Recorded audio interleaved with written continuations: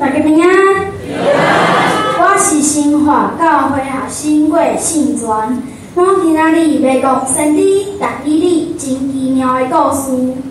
犹大王约雅敬在位第3年，巴比伦攻进耶路撒冷的时阵，巴比伦王尼布甲尼撒叫太监长为以色列王亲贵族中找出无忏悔、无判变、面容真水、智慧聪明的少年人。但以理甲伊3个朋友，就是迄阵互人掠去王宫，因伫王宫内底受教养3年。3年到啊，尼布甲尼撒王将这个少年的可耻发现但以理甲伊3个朋友智慧聪明，比其他少年的好，甚至伊通过博士甲硕士赢过10倍。上帝阁赐予但以理面对各种的异象甲目标。尼布甲尼撒王在位第2年，伊做王心烦苦袂去，王就命令人叫博士甲硕士来替伊解梦，但是王袂记梦啥物，所以无人会使解梦。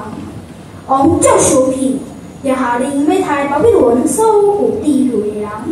但以理知影以后，就去求王，予伊时间，伊将即个梦解释予王听。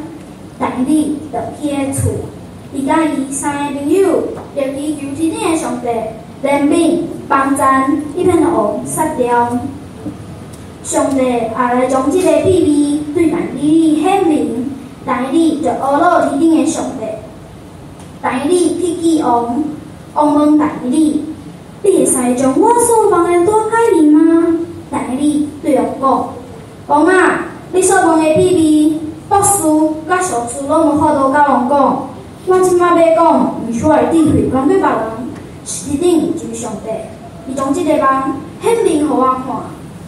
王啊，你看到一身大象，这个大象真悬真灿烂，踮伫你面前，看起来真恐怖。伊的头壳是金的，伊的胸孔甲手骨是银的，伊的巴肚是铜的，伊的大腿是铁的，伊的骹盘是半天半土的。你看见有这石头拍出来，讲着半天半土的骹盘，刷落来金、银、铜、铁、土，全身拍碎碎，予风吹散，变成大山，充满全地。这就是王你所做的梦。我即摆要来替王解释这个梦。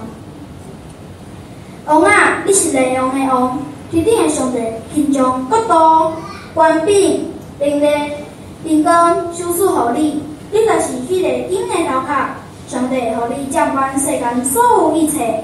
在你以后，会阁兴起一个，这个毋是你。第3个是铜的，掌管天下。第4个亲像铁，拍死万民掌权。过来，你看见半天半土的骹盘，就是迄个半强半弱。过来有各种人相参，但是袂相合。同时，天顶的上帝要阁设立一个，这个要存在到永永远远。最后，你看见这石头拍出来，讲破金、银、铜、铁、土，就是至高的上帝将这个代志指示予王知。这个梦确实真的。